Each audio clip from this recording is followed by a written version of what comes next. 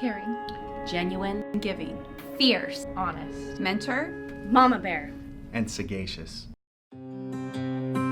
Susan, you changed the direction of my life several times. When I was a student, you encouraged me to take AP English, and my experience in that class with you are the reason I became an English teacher. It seems like Susan always has the right thing to say. Our department has been through a lot these past couple years, and we've had to sign a lot of cards. And as these cards go around the department, I just never know what to say to people. And a little trick I've developed is that I always wait for Susan to write hers first, and then I look at what she wrote, because she always just has the perfect thing to say, and I really appreciate that about her. We're gonna miss Susan, and to summarize all of my thoughts and feelings, I wrote this little ditty for Susan. Susan, Susan, Susan, Susan, Susan, Susan, Susan, Susan, Susan, Susan, Susan, Susan. When I needed my mastectomy pillow, she jumped right on that request, and I had my pillow within days, even though my surgery was still a month away, and she shares her carrots with Nala. Susan, Susan, Susan, Susan, Susan, Susan, Susan, Susan, Susan. Hi, Susan. Massive congratulations on your retirement. Something I've always admired about you as a teacher is your ability to maintain that delicate balance of taking absolutely no BS and yet always being full of empathy. Miss Abbott helped me transition to Sheldon High School. When I came here, I was very nervous, and she welcomed me with open arms, answered all of my questions, and made me feel very supported. One thing that Susan taught me is that you can't prioritize students over yourself, and you have to find a way to give your students good quality, timely feedback. Susan, Susan, Susan, Susan, Susan, Susan, Susan, Susan. Best piece of advice: we as teachers are the model, not the lesson. My other favorite story is a little shorter, but in the classroom,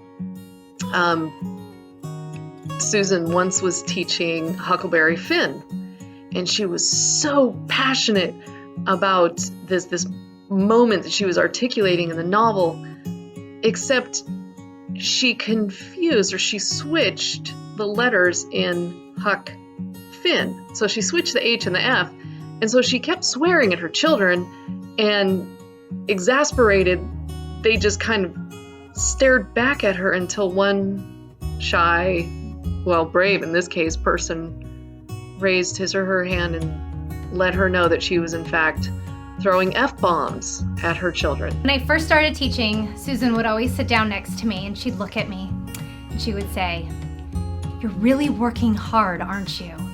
Are your students working just as hard?" And I would probably cry, and she would say, "Never work harder than your students."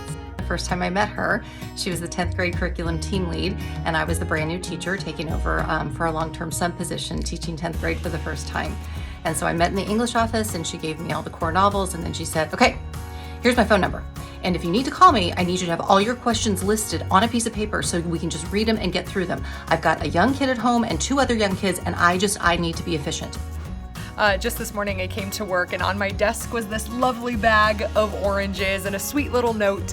And again, it's just such a cool thing to have a coworker who thinks about you and wants to make your day a little bit brighter. Last year I was dealing with some very difficult challenges, and Miss Abbott really stepped up and she graded papers for me, she supported me, she was a very dear friend. You have helped me through really hard times in my career and in my life, and I admire you so much, so thank you. The best advice that Susan Abbott ever gave to me didn't necessarily involve teaching or education. It was just really good life advice. And it deals with when dealing with grief, that you need to put those emotions in a box at times. And you don't get rid of them. You don't deny that they exist and that they're there. But you put it in a box and you can go visit it when you need to. But in order to cope and get through the day-to-day, sometimes you just have to put it away in a box. And you're not denying that that grief is there, but you're allowing it to exist, but it's put away. Thank you for teaching me about the box. Thank you, Ms. Abbott, for everything you've done. You've taught me so much. Thank you for being a friend. Thank you for being a colleague.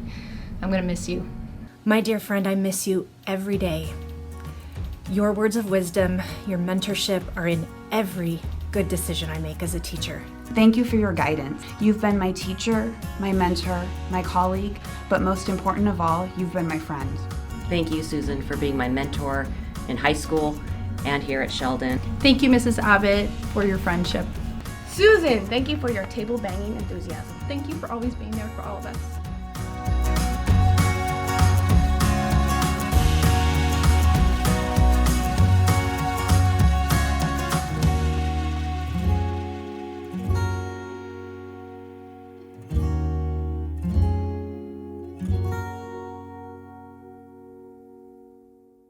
Susan, Susan, Susan, Susan, Susan, Susan, Susan, Susan, Susan.